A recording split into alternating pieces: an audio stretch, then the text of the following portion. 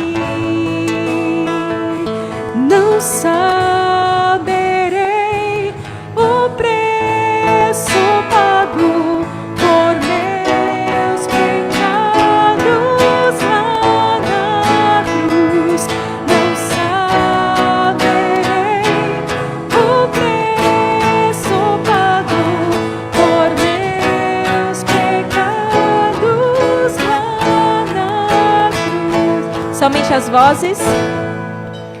Vim para adorar-te, vim para prostrar-me, vim para dizer que és meu Deus, totalmente amável, totalmente digno, és maravilhoso.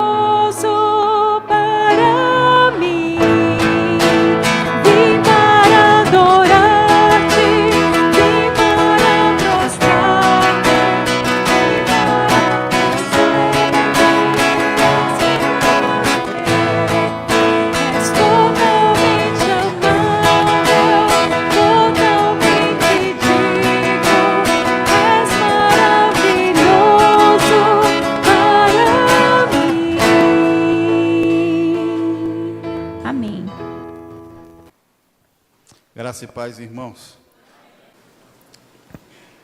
Mesmo sentados, nós vamos ler apenas 2 versículos. Um, que está no Evangelho de Lucas, e o outro é em 2 Reis, capítulo 5. O de Lucas, Lucas capítulo 4, versículo 27.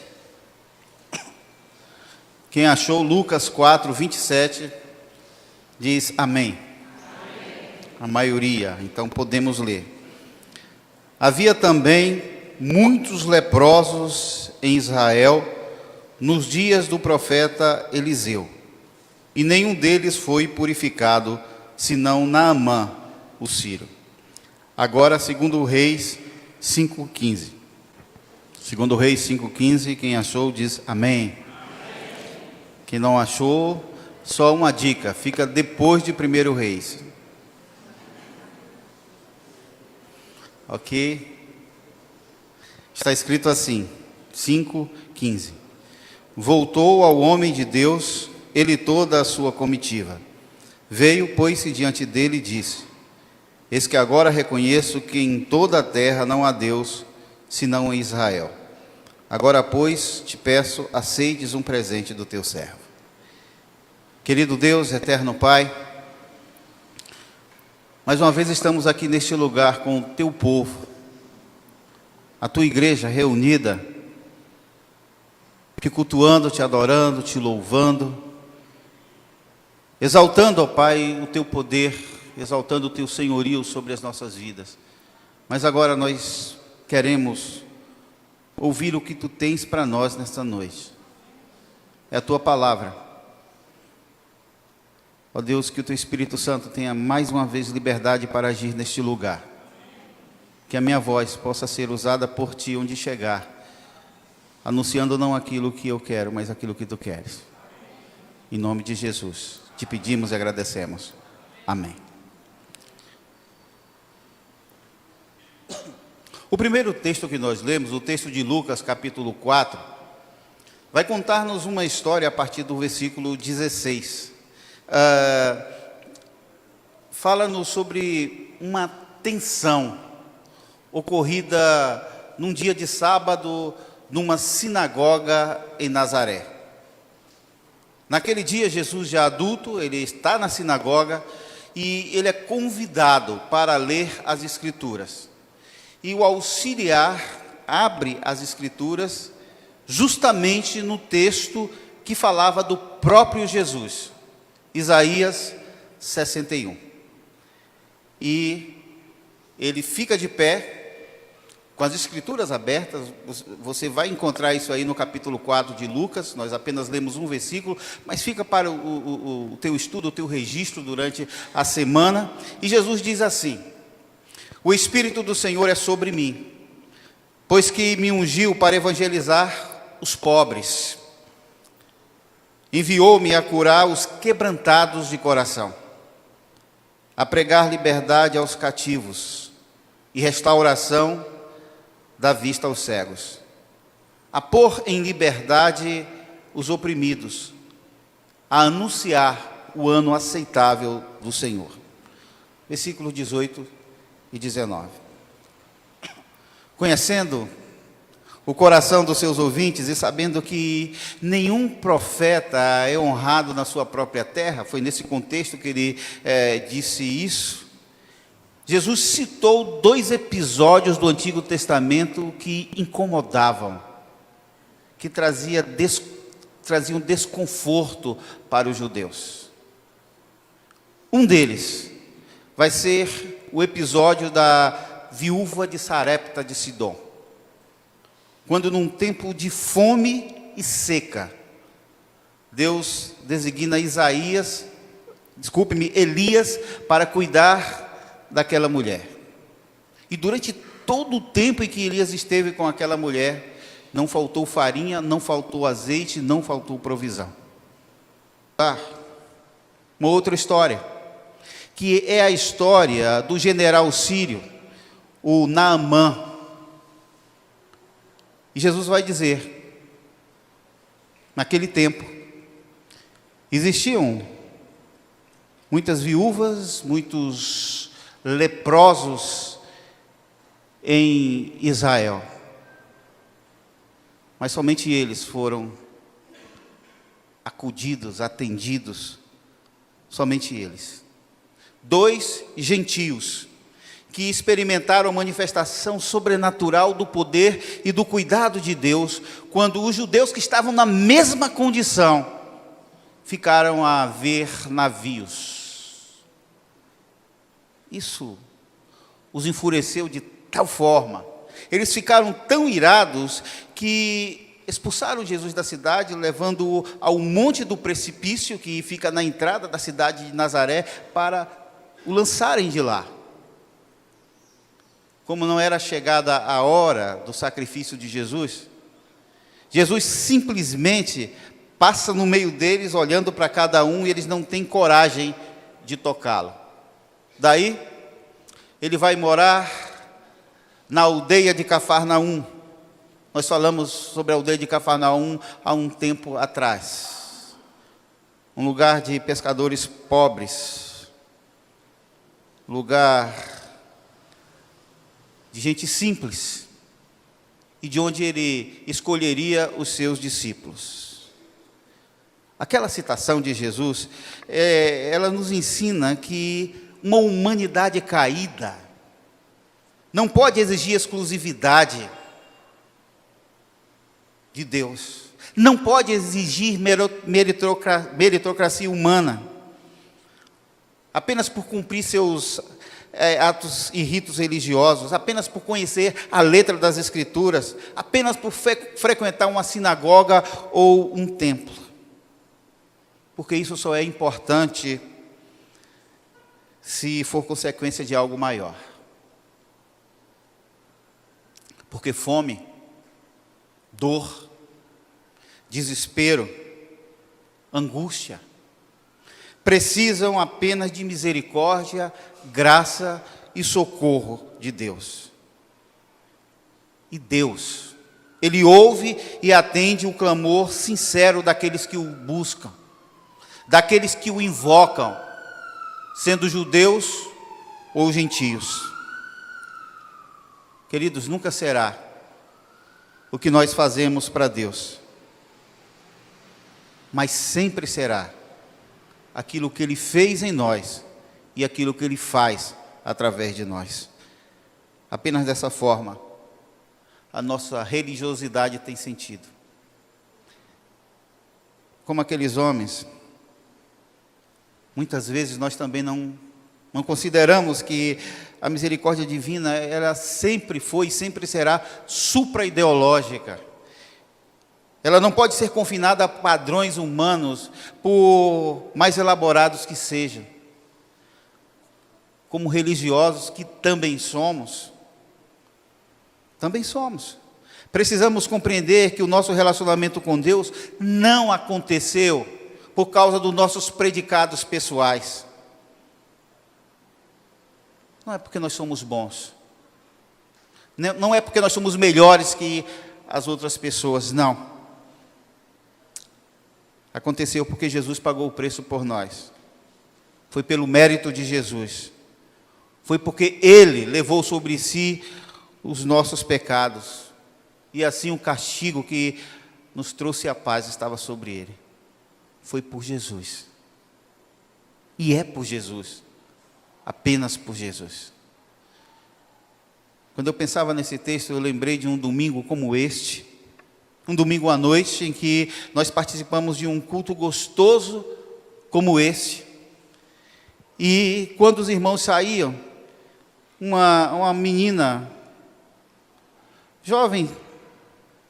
jovenzinha, ela me chamou ali naquele canto, ela pegou no meu braço e disse assim: eu queria fazer um pedido ao senhor. Eu queria que o senhor fosse ver meu vô. Ele está muito doente. Eu confesso aos irmãos que eu tinha um certo preconceito com esse vô dela. Ela era um empresário famoso aqui na cidade, muito influente em alguns meios.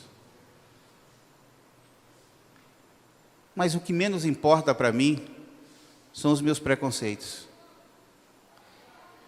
Quando tenho que fazer aquilo que Deus ordena.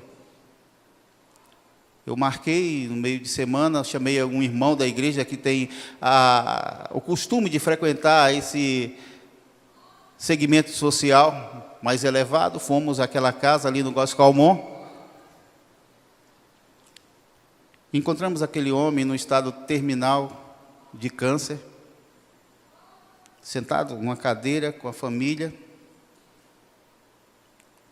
E conversamos por mais de 1 hora. Rimos, contamos casos, falamos da vida,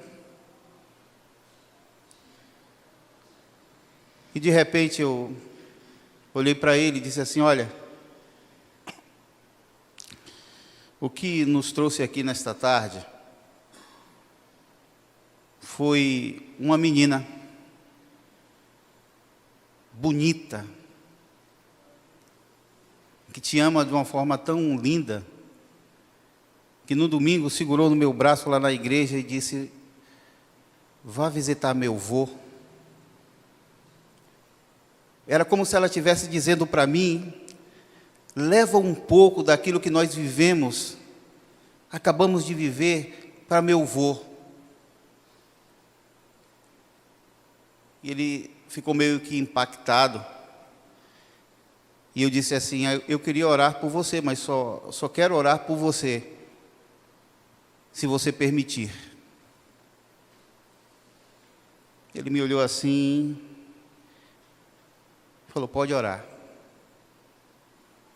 Quando nós terminamos a oração,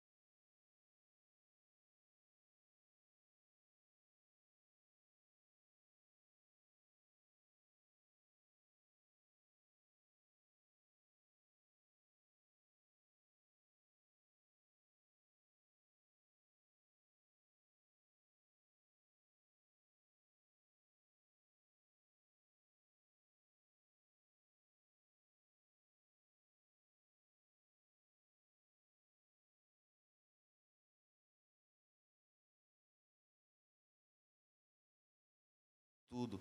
E Deus ouve o clamor sincero daqueles que gritam por socorro, daqueles que não sabem fazer uma oração bem formatada como nós fazemos, e só sabem gritar: filho de Davi, tem misericórdia de mim. Deus ouve. Jesus citou esses dois personagens completamente diferentes para confrontar aqueles homens da sinagoga. Uma viúva pobre, desconhecida e sem nome, porque a Bíblia não menciona o seu nome, com um filho pequeno. E do outro lado, o homem rico, conhecido em todo o seu país, com uma doença incurável e progressiva. O interessante é que para a viúva pobre, Deus enviou o seu melhor homem da época, o profeta Elias. Já para o homem rico, Deus enviou uma escrava adolescente, também sem nome. Da viúva pobre, Deus pediu tudo o que ela ainda possuía. Do homem rico, ele não aceitou nada do que ele ofereceu. O impacto daquelas duas histórias de vida foi tão grande, mas tão grande, que 9 séculos depois, aproximadamente 850 anos depois, elas serviam para confrontar a suposta santidade daqueles que estavam perdidos dentro de seus preconceitos naquela sinagoga de Nazaré. Hoje, mais uma vez, eu quero explorar alguns detalhes da história do general sírio Naamã, cujo orgulho fora completamente despedaçado antes da cura. Uma das coisas que nós precisamos aprender com essa história já conhecida por nós, é que nós precisamos nos abrir para o mover de Deus em nosso favor. Precisamos nos abrir para o mover de Deus em nosso favor. Nós estamos no início de mais um ano de nossas vidas, e carregamos as consequências das nossas escolhas de anos anteriores. A mudança de calendário não vai reiniciar a nossa história. A mudança de calendário não vai rebutar a nossa existência. Não vai eliminar o vírus que nos sacrifica e que nos torna lentos e sem vigor. Para Naamã, o tempo não lhe era favorável. Ao contrário, cada volta que o relógio dava significava que o seu sofrimento iria aumentar, que o seu corpo seria ainda mais castigado pela lepra. Na Síria não havia solução, nada que pudesse socorrê-lo. Todos os seus recursos só poderiam comprar aquilo que tivesse preço, que fosse tangível, que fosse possível, e sua cura não era. Não adiantava ter dinheiro. Eu creio que as madrugadas de Naamã eram terríveis, como a madrugada de muitas pessoas, talvez algumas que estejam aqui. Porque na madrugada, quando as luzes se apagam, quando as pessoas somem, ficamos sozinhos com os nossos botões, e alguém já disse que nós não dormimos sobre os nossos travesseiros, nós dormimos sobre as nossas consciências. Eu imagino Naamã examinando suas conquistas, sua reputação, e descobrindo que elas não resolviam o seu grave problema. Eu fico imaginando que nesse momento a sua humanidade gritava. Rimon, o deus dos sírios, estava mudo. Seu rei Ben-Hadad estava resignado. Ninguém podia fazer nada por ele. Então, quando a escrava, a adolescente, apontou para Eliseu em Samaria, o Espírito Santo fez aquecer o coração de Naamã. Sabe por quê? Porque ele estava aberto para aquele mover de Deus em sua vida. Quando nós estamos abertos, quando os nossos ouvidos estão abertos, quando nós estamos sedentos, o Espírito Santo aquece o nosso coração. Meu irmão, talvez em 2019, ou em anos anteriores, o Espírito Santo tenha, em alguns momentos, incendiado também o teu coração. Mas passado um tempo, as mangueiras da desconfiança e da incredulidade apagaram aquilo que te curaria. E você continuou investindo apenas na sobrevivência, sem alegria e sem vigor. Deixe-me lembrá-los uma coisa. A lepra na Bíblia, ela é uma tipificação de pecado. Lepra tipifica pecado. Assim como a lepra, o pecado nos torna insensíveis às dores que sofremos e causamos. Pecado é assim. Além disso, nos destrói e nos despedaça um pouco todos os dias, porque rouba os nossos sonhos. Deixa eu dizer outra coisa. Deus não tem plano B. Jesus é o caminho, é a verdade, é a vida, e isso não muda. É viver leproso, ou viver a liberdade que só Jesus pode dar. Duas escolhas. Segunda lição desse texto. Precisamos agir na direção que nós queremos. Precisamos agir. Na história de Naamã, ele imediatamente procurou Ben-Hadad, que eu já disse era o rei da Síria. Ben-Hadad, ele julgou que aquilo podia se tratar de um assunto que podia ser resolvido diplomaticamente, como um assunto entre reis. De repente, a cura de Naamã passou a ser um negócio de Estado. Ben-Hadad, ele escreveu uma carta para o rei de plantão de Israel, que na época era Jorão. E na carta ele diz: Jorão, eu estou mandando a você o general Naamã com uma determinação, para que você o cure da lepra. Jorão, ao ler a carta, ele fica desesperado. Ele diz assim: sou eu Deus, para matar e para vivificar? Para que este envie a mim um homem para que eu o cure da sua lepra? Pelo que deveras notai, peço-vos, e vede que busca a ocasião contra mim. A solução estava em Samaria, mas não nas mãos de Jorão. A solução não estava no palácio do rei, estava no casebre do profeta. Apesar de toda a disposição e de toda a fé, Naamã e Ben-Hadad, eles não souberam discernir o que a escrava havia dito. Ela disse assim: o homem de Deus que está em Samaria. E o homem de Deus não estava no palácio. O homem de Deus estava no casebre. Meu querido, cuidado onde você vai procurar o homem de Deus e a sua palavra. Lembre-se que Jesus não morava no palácio. Ele morava em Cafarnaum, dos pescadores. Vivemos tempos bicudos,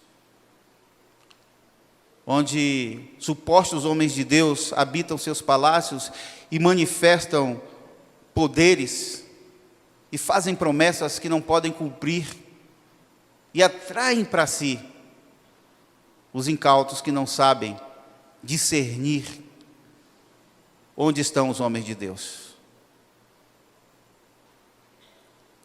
Às vezes, chegam até nós informações dos bastidores desses lugares. Eu não falo apenas dos midiáticos, falo dos emocionais também. Falo da geração de nômades evangélicos que buscam sinais, buscam poder, mas que não gostam da palavra. Cuidado. Cuidado. Daí sucedeu que, ouvindo Eliseu, o verdadeiro homem de Deus, que o rei de Israel rasgara as suas vestes, ele mandou dizer ao rei. Quando Eliseu ouviu que o rei estava sendo humilhado, se sentindo provocado, desesperado, porque rasgou as suas vestes, Eliseu disse: por que rasgaste as suas vestes? Deixa eu vir a mim, e ele saberá que há profeta em Israel. Eliseu, ele tinha o comando do céu para aquela situação. Eliseu sabia que o general sírio, leproso e perdido, seria alcançado pelo poder de Deus, mesmo sendo quem era para os judeus. Um detalhe dessa história: Naamã não mandou chamar Eliseu até a Síria, e ficou deitado em berço esplêndido ao som do mar e à luz do céu profundo. Podia até fazê-lo. Não, ele se dispôs, fez mais que isso, ele se expôs, ele agiu na direção daquilo que ele queria ver acontecer na sua vida. Muitas vezes nós não agimos, nós só queremos, nós só sonhamos. Deixa eu te falar uma coisa: você quer ficar magro? Eu quero. Mas, se nós não fecharmos a boca, se nós não comermos melhor, se não fizermos exercícios, será apenas um desejo. Você quer passar no concurso? Estude diuturnamente. porque tem muita gente que também quer. Você quer ser próspero? Seja dizimista, seja um estudante disciplinado, trabalhe, sonhe e conquiste. Você será próspero. Você quer se casar? Abra apenas um olho, deixe o outro orando.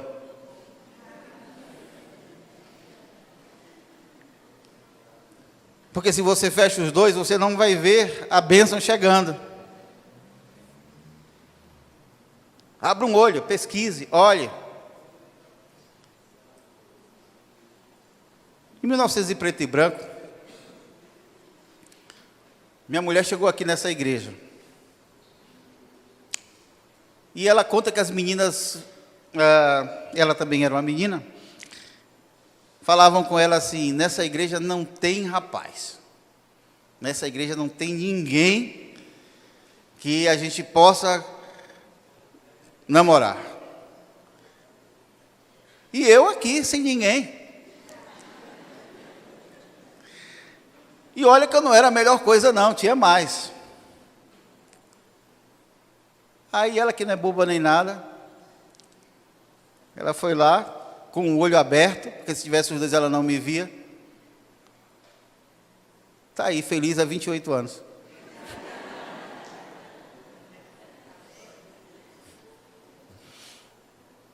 Você quer crescer espiritualmente? Leia a Bíblia. Leia diariamente. Ore o tempo inteiro. Matricule-se frequente à escola bíblica. Participe de um grupo pequeno. Você quer ser bênção? Ganhe almas para Jesus. Não fique parada com a boca cheia de dentes, esperando a morte chegar, esperando que os seus desejos aconteçam sem nenhum esforço pessoal. Naamã saiu da Síria e foi até onde a profecia apontava. Terceiro, nós precisamos nos submeter à palavra de Deus.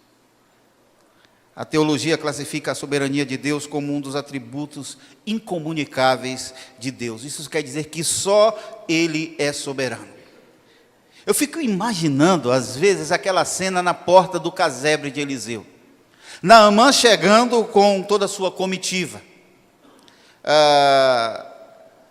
Seus cavalos, seus carros, seus presentes, porque ele levou presentes, seu orgulho, seu preconceito. Para Naamã, Eliseu deveria recebê-lo de pé, daí deveria invocar o nome do Senhor, depois passar a mão sobre o local da enfermidade e curá-lo. O ritual todo pronto na cabeça de Naamã. Há um tempo atrás, raramente na minha vida eu só tive um trabalho, sempre tive 2 e às vezes 3. E um tempo da minha vida eu fui desenvolvedor de sistemas e ficava trabalhando até a madrugada. E naquele tempo não tinha internet. E eu tinha uma placa de rádio no computador para não ficar sozinho.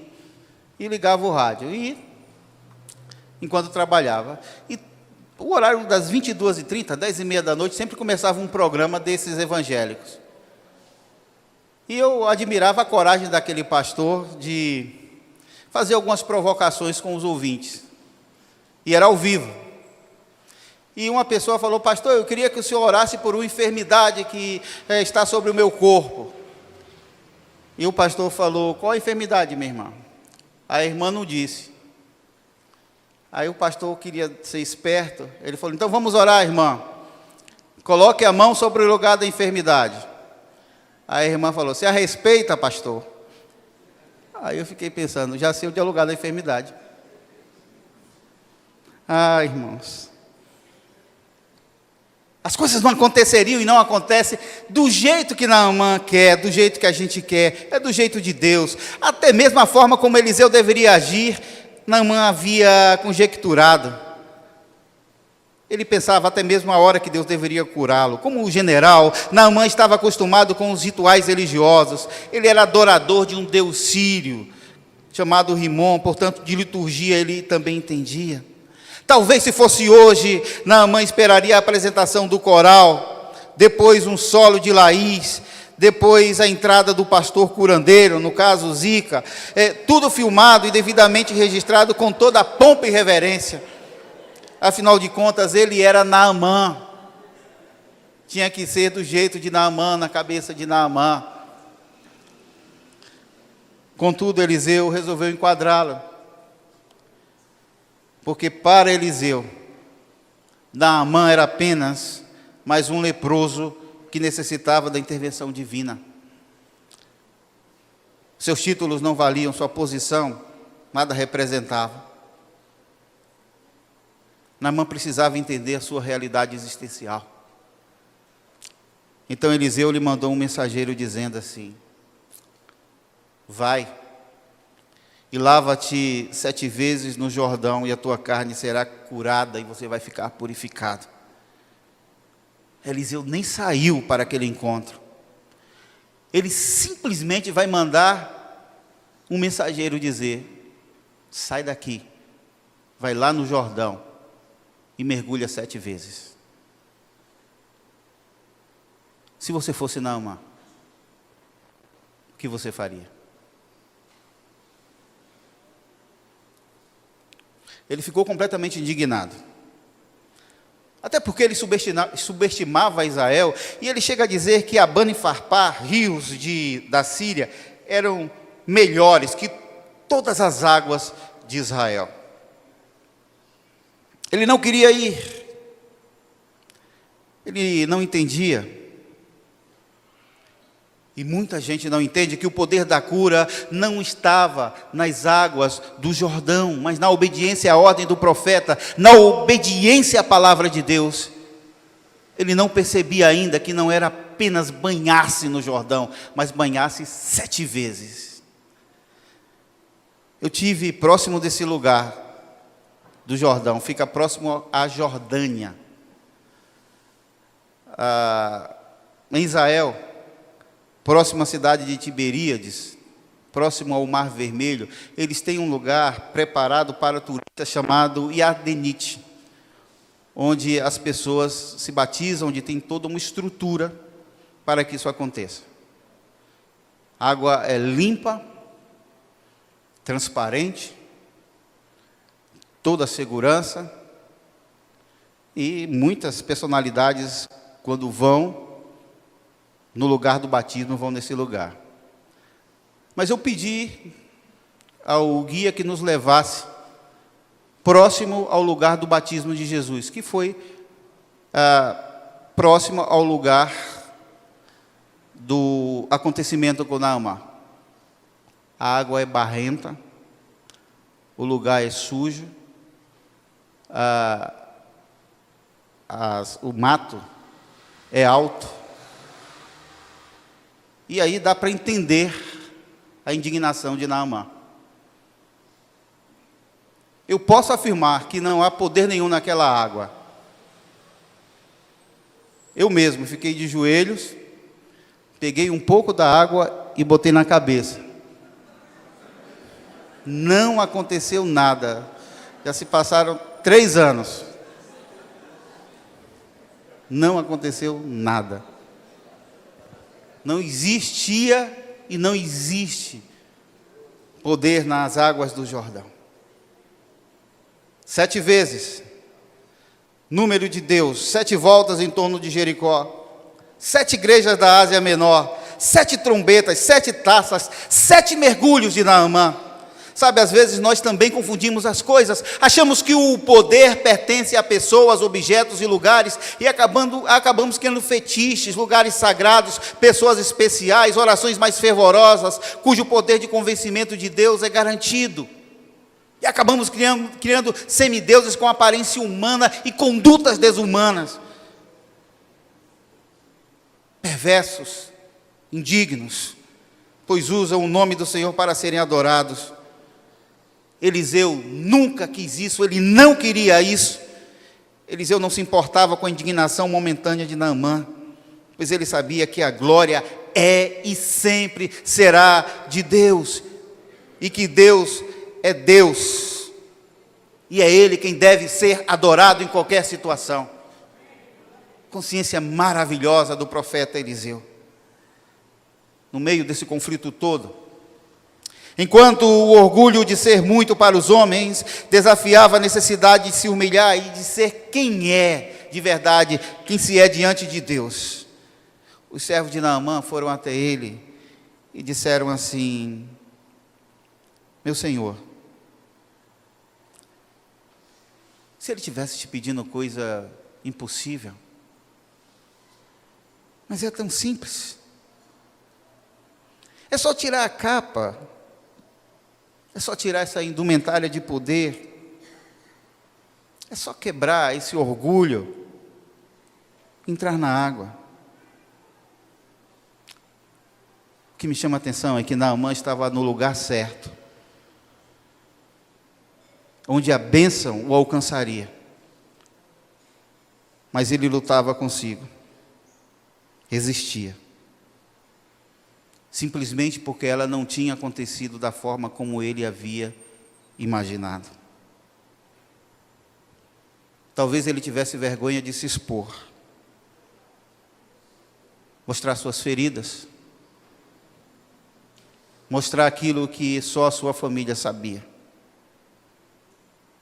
Talvez ele menosprezasse passos de fé. E aí a gente vai para a nossa última lição.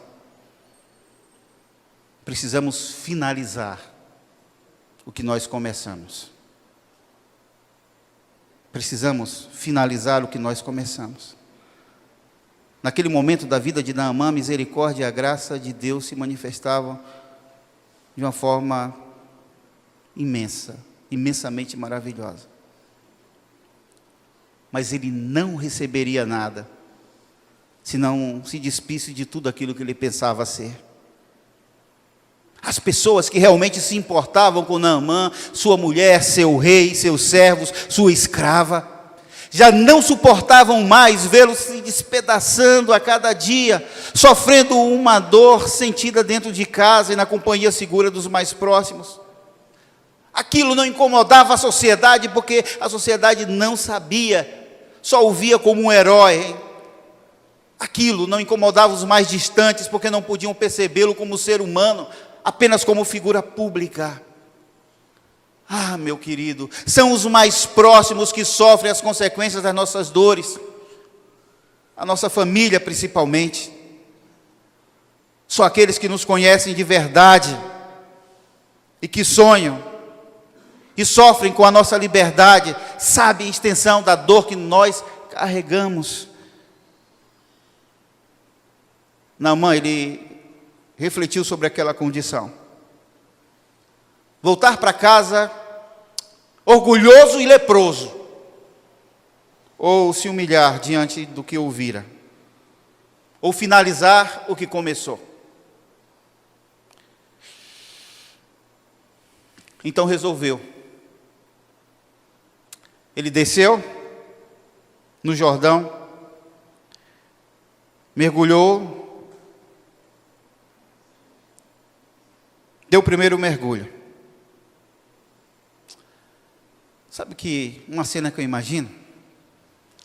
Naamã descendo do cavalo, despindo-se da indumentária de general, tirando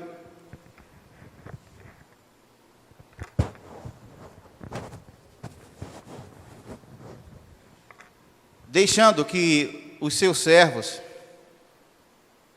vissem as feridas causadas pela lepra,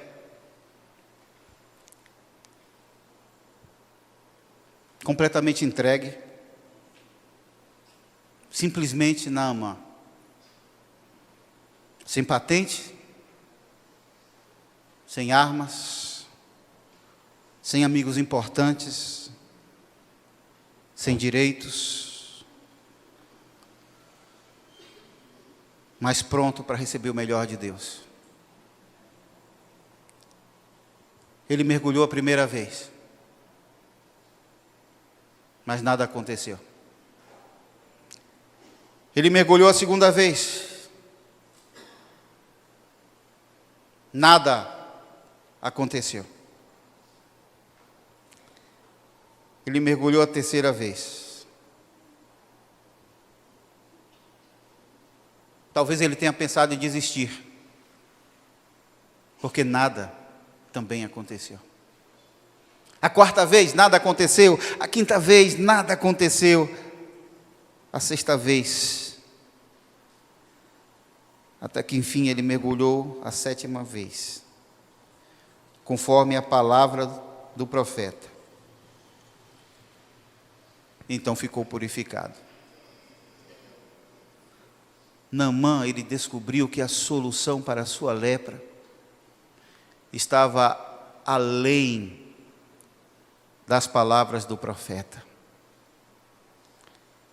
Estava na sua capacidade de se humilhar e de obedecer.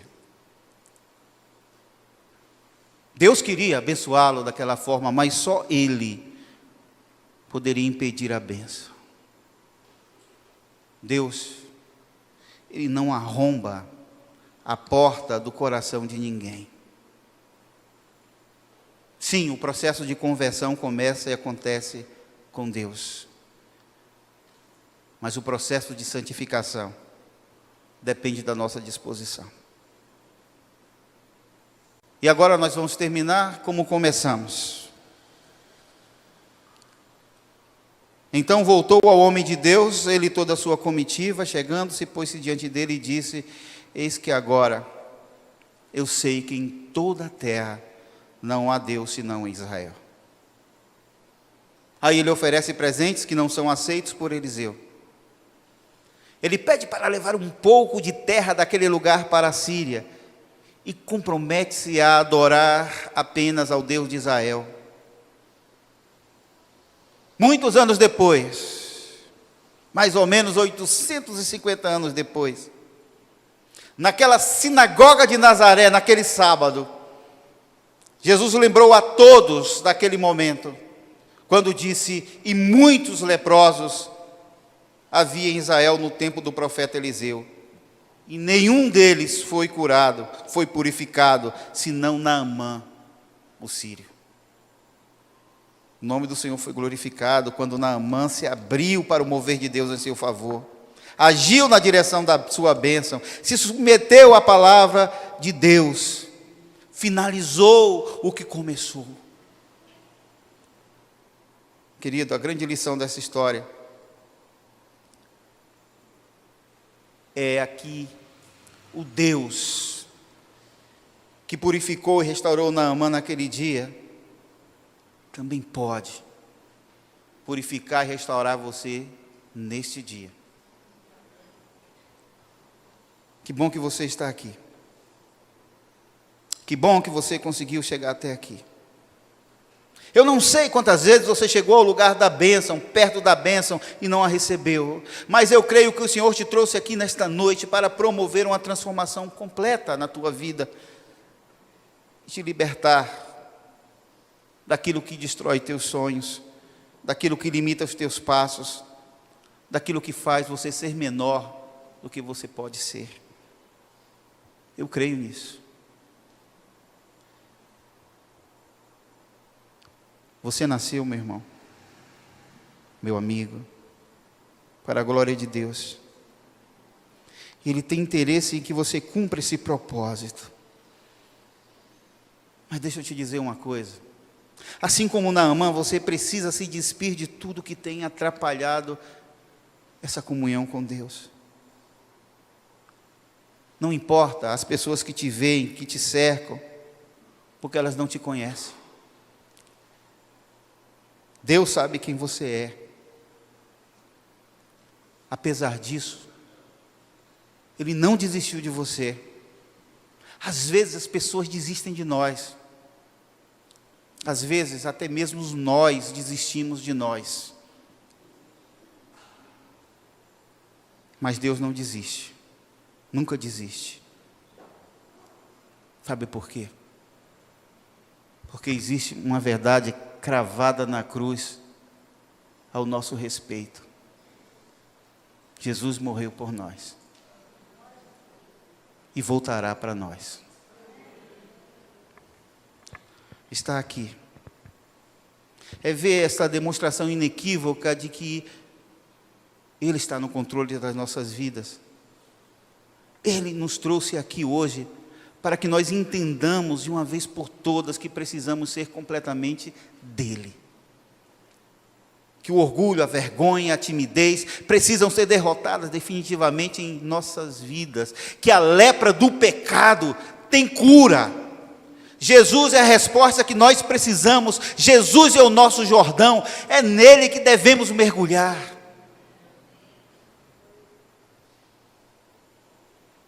Feche os teus olhos. Curve sua cabeça. Pense na sua vida.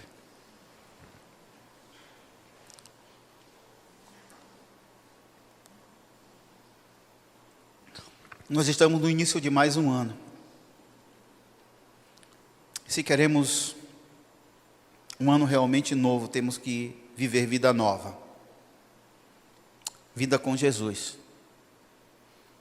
Vida de verdade. Você que já tem um compromisso com Jesus e quer orar comigo, consagrando sua vida a Jesus neste ano.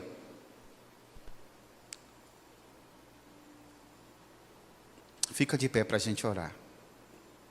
Você que já tem um compromisso com Jesus.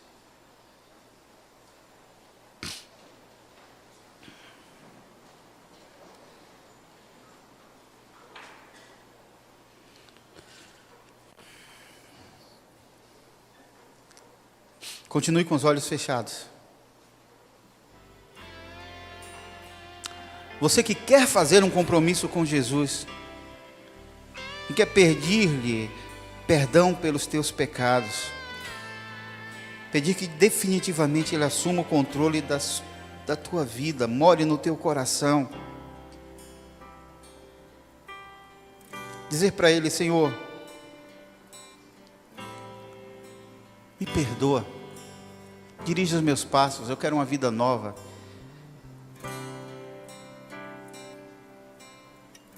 Eu quero viver vida eterna contigo. Se você quer orar assim comigo, levanta uma das suas mãos para a gente orar, onde você estiver. Amém. Tem mais alguém? Amém. Estou vendo ali atrás.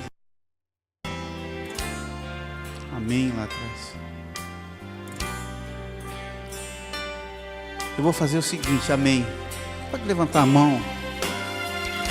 Lembre-se de dar a mão, ele não teve vergonha. Enquanto a vergonha o dominou, ele não foi abençoado. Aqueles que não são daqui da igreja, que levantaram a mão, eu quero orar com você. Vem aqui na frente para a gente orar. Pode vir. Pode vir. Aqueles que não são. Pode vir. Continue orando vocês aí. Porque esse é um momento de guerra espiritual. Onde a gente quer vir, mas algo diz: não vá.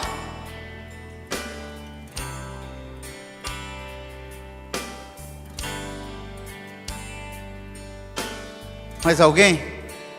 Vamos começar o ano com Jesus, com vida nova, com endereço de destino, eternidade com Deus.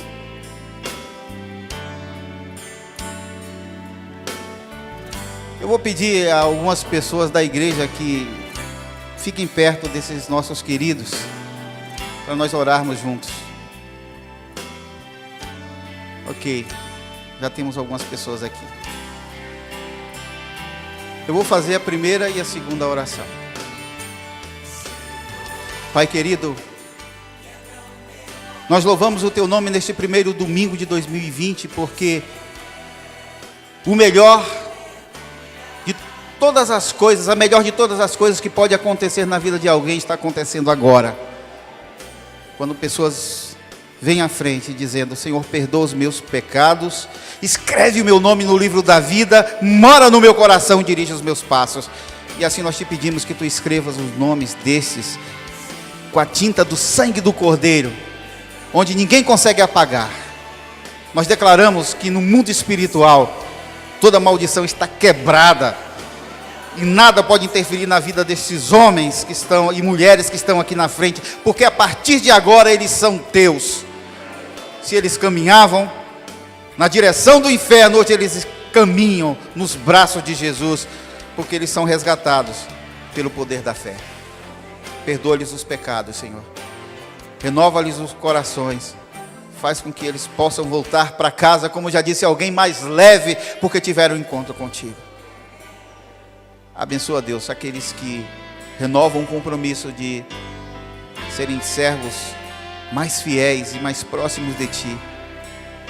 Aqueles que já tiveram um encontro contigo, mas que querem caminhar mais próximo de Ti nesse 2020, que se colocaram de pé. Derrama, ó Deus, mais porção do Teu Espírito Santo sobre essas vidas, Senhor, e faz com que eles possam refletir no seu viver essa comunhão maravilhosa contigo.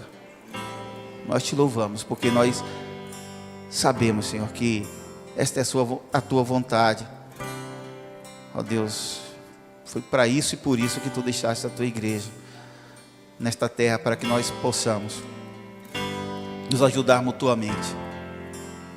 Foi por isso que o Teu Espírito Santo ilumina a Tua palavra e toca nos corações. Abençoe esses nossos irmãos, em nome de Jesus. Agora, com vocês aqui na frente, eu quero fazer uma oração. Eu quero que vocês repitam comigo, com as suas próprias vozes. Senhor, meu Deus, em nome de Jesus, nós Te pedimos, eu Te peço, perdão pelos meus pecados. Eu Te peço que Tu escrevas o meu nome no livro da vida. Obrigado, porque Jesus morreu por mim. E por isso, eu posso confiar no poder da ressurreição de Jesus. Em nome de Jesus. Amém. Vou pedir para vocês saírem por aquela porta, que tem um pessoal que quer dar um abraço em vocês, quer orar por vocês, depois vocês voltam. Podeis sentar.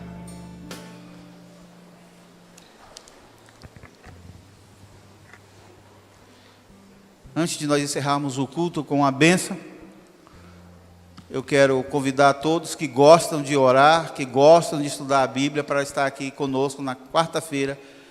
Nós vamos iniciar o estudo de mais um livro da Bíblia. Vamos aproveitar esses momentos, já que tomamos uma decisão de sermos cristãos mais assíduos, mais comprometidos. Vamos frequentar os cultos de quarta-feira. Vamos estar aqui juntos orando uns pelos outros. Nós só vencemos as nossas lutas de joelhos. A guerra é espiritual e ela só pode ser vencida com as armas espirituais. Amém? Fiquemos de pé agora para encerrarmos.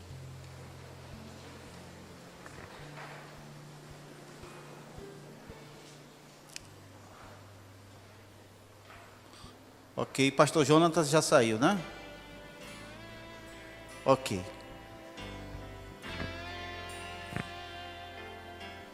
Que a graça do Senhor Jesus, que o amor de Deus Pai, que a comunhão e a consolação do Espírito Santo de Deus sejam sobre vós, hoje e sempre. Uma semana abençoada. Abrace pelo menos 3 pessoas. Vitórias em Jesus.